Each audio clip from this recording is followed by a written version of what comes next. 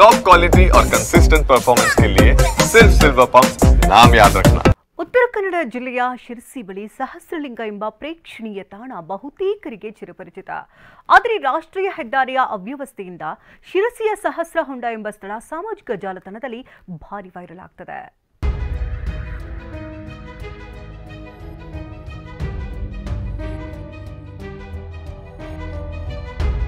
ಕಣ್ಣು ಹಾಯಿಸಿದಷ್ಟು ಹೆದ್ದಾರಿಯುದ್ದಕ್ಕೂ ನೀರು ತುಂಬಿದ ಹೊಂಡ, ಕಷ್ಟಪಟ್ಟು ವಾಹನ ಚಲಾಯಿಸುತ್ತಿರುವ ಸವಾರರು, ಇನ್ನೊಂದೆಡೆ ಹೊಂಡಕ್ಕೆ ಮಣ್ಣು ಹಾಕುತ್ತಿರುವ ಕಾರ್ಮಿಕರು.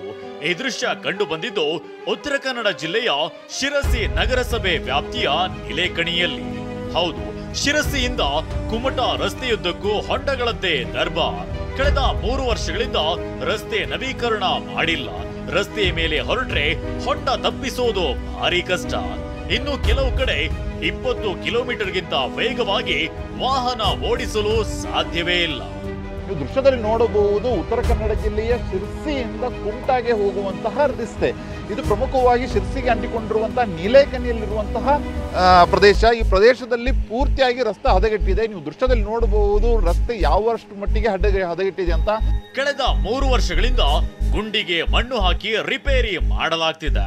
ರಸ್ತೆಗೆ ಹಾಕಿದ ಮಣ್ಣು ಮಳೆಗಾಲದಲ್ಲಿ ರಸ್ತೆಯನ್ನ ಕೆಸರು ಗದ್ದೆಯನ್ನಾಗಿ ಮಾಡಿದೆ. ರಸ್ತೆಯ ಪಕ್ಕದಲ್ಲಿ ನೆಲೆಸಿದವರು ಮನೆ ಮುಂದೆ ಓಡಾಟ ಮಾಡೋದು ಕಷ್ಟವಾಗಿದೆ. ನೋಡ್ತಿರಲ್ಲ ನೀವು, ಒಂದು ಸೈಕಲ್ ಸ್ಕೂಟರ್ ಹೊಡ್ಕೊಂಡು ಹೋಗ್ಲಿಕ್ಕೆ ಬರೋದು, ನಡಿಲಿಕ್ಕೆ ಬರೋದಿಲ್ಲ ರೀ. ಸ್ಕೂಟರ್ ಕಾರ್ ಹೋಗ್ಲತ್ಲಾಗ ಇಲ್ಲಿಂದ ಇಲ್ಲಿ ನಡ್ಕೊಂಡು ಹೋಗ್ಲಿಕ್ಕೆ ಬರೋದಿಲ್ಲ ನೋಡ್ರಿ. ಅಷ್ಟು ತ್ರಾಸು. ಗಟ್ಟಿ ಹಿಡ್ಕೊಂಡು ಹೋಗ್ಬೇಕವ, ಇಲ್ದಿರ ಉದ್ರ ಬೀಳೋದಯ್ಯ. ಹ್ಯಾಂಡ್ಲ್ ಗಟ್ಟಿ ಹಿಡಿಬೇಕು ಹಿಂಗೆ, ಇಲ್ದಿದ್ರೆ ನಡಿಲಿಕ್ಕೆ ತ್ರಾಸು ರೀ.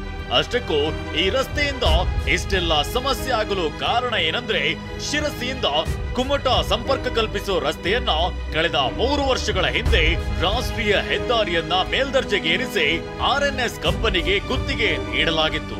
ಅದಾದ ಬಳಿಕ ರಸ್ತೆ ಅಗಲೀಕರಣ ಸಂಬಂಧ ನಗರಕ್ಕೆ ಅಂಟಿಕೊಂಡಿರುವ ರಸ್ತೆಯಲ್ಲಿನ ಚರಂಡಿ, ಬೀದಿ ದೀಪ ಸೇರಿದಂತೆ ನೀರು ಸರಬರಾಜು ಪೈಪ್ ಸೈಡ್ಗೆ ಹಾಕಲು ನಗರಸಭೆ ಮತ್ತು ರಾಷ್ಟ್ರೀಯ ಹೆದ್ದಾರಿ ಪ್ರಾಧಿಕಾರದವರ ಸಮನ್ವಯತೆ ಕೊರತೆ ಇದೆ.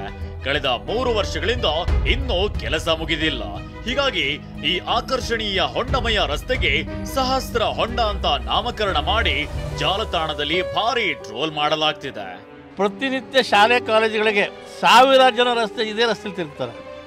ಜೊತೆಯಲ್ಲಿ ಇವತ್ತು ನಮ್ಮದು ಮಂಗಳೂರಿಗೆ ಹೋಗ್ತಕ್ಕಂಥ, ಮಣಿಪಾಲಕ್ಕೆ ಹೋಗ್ತಕ್ಕಂಥ ಪ್ರತಿನಿತ್ಯ ರೋಗಿಗಳು 100 ಆಂಬ್ಯುಲೆನ್ಸ್ಗಳು ಈ ರಸ್ತೆಯಲ್ಲಿ ಹೋಗ್ತಾರೆ. ಈ ರಸ್ತೆಯಲ್ಲಿ ಅವ್ರು ಹೇಗೆ ಮನುಷ್ಯರು ತಿರುಗುವಂತ ಪರಿಸ್ಥಿತಿ ಇದು ಇಲ್ಲ.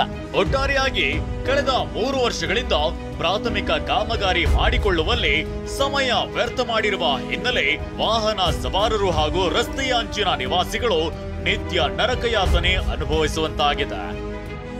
ಸೂರಜ್ ಉತ್ತೂರೆ, TV9 ಉತ್ತರ ಕನ್ನಡ.